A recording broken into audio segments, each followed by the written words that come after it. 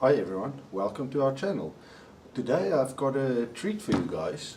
I've got one of these FN M1905 Browning pistols. Just check it's clear. This pistol shoots a 25 ACP round, just here next to a 22 LR 9mm parabellum and a 303 to see the size. This round is heavily underpowered for self-defense, but it will and it has killed people in the past. So it's a nice backup gun. So this is the one without the slide lock safety. It's only got the rear safety, and to be able to pull the trigger you need to depress the rear safety. That works nice in the hand. This one looks like it might be the nickel finish or it's chromed, but it's definitely factory chromed or nickel finished, as the interior of it is also finished the same way. This gun shoots really nice for the size. I have a Bernardelli 25 ACP as well, that's smaller than this, more of the size than the baby Browning, because this isn't actually a baby Browning, it's just the M1905 Browning.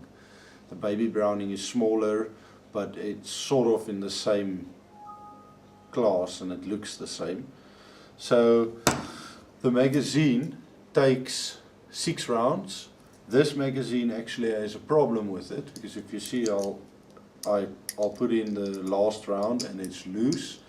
I've tried to bend it open a bit so that the follower can come up all the way, but it just doesn't. It gets stuck again and again every time. So essentially this is turned into a 5-shot gun. I would never carry round in the chamber with this, as the only safety mechanisms it has is this hand safety at the back. It doesn't have any firing pin blocks like your standard new 9mm. So I would say this would be unsafe to carry one up, but that's just my personal preference. So I've seen other ones that actually has the slide lock. This one doesn't, so it makes it a little bit more difficult to disassemble. So you have to push it back until you find the sweet spot where you can turn the barrel, and then the slide pops off. With that comes obviously the recoil spring and shaft, and your firing pin spring and your firing pin. This one's firing pin spring is a bit crooked, and I think this needs to be replaced before I shoot it again. I'm also going to see if I can replace the recoil spring. The firing pin looks pretty good, and the barrel is perfect. I've shot this a few times in the past and it groups very well and it's accurate. This gun doesn't look too good.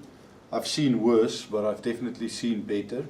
And according to all the information I found on the internet, this firearm was manufactured around about 1930. I might be wrong, but the information on these firearms are scarce and far between. There isn't a lot of information. If you'll see here, if you press the rear safety in and you depress the trigger, it's literally only this part that keeps the firing pin from dropping, and I really wouldn't trust this. It feels stiff and everything, but I wouldn't trust the safety of this. The only problems I found with this is the magazine. So I get a lot of failure to feeds with this magazine. Unfortunately, I only have the single magazine, so I can't test it and see if it's the magazine or the firearm, but I highly think it's the magazine. Otherwise, it shoots well, it's very light, and it's small. So let me show you the assembly of this, and then we can finish up. So you've got your slide. Just slide the barrel in, push it a little bit forward, and then you turn it clockwise. If you look from the front, you turn it clockwise to lock it in place. Then you will insert your firing pin. It can only go one way, so the little notch has to point upwards. Insert your firing pin spring, and then you'll insert your main recoil spring.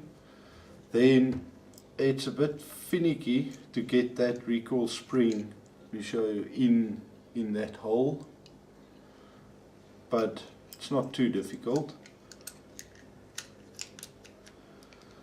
Then when you have it in, you have to push it back round about halfway. You'll see that the slide just sticks out about 2 millimeters in the front, and that's the place to be. Then you turn it counterclockwise, everything slides back together. Test it, cock it, doesn't fire. I only have one round here, that round is there, all the other rounds has been stored away.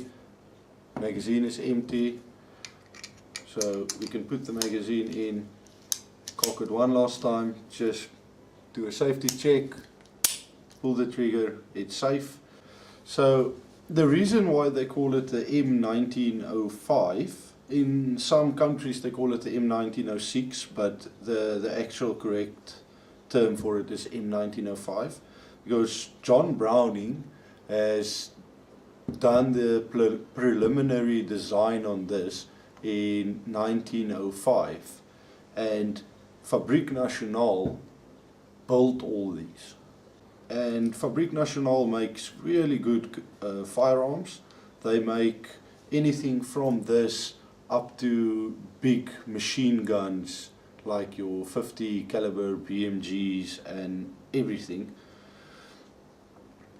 Here in South Africa, the most well-known Fabrique Nationale weapon is the FNFAL, that we called in South Africa the R1, and that was a 308 caliber 7.62 millimeter automatic anti-personnel rifle that was used in a lot of the earlier wars in South Africa and still currently in use by the South African National Defence Force. So back to the FN Browning.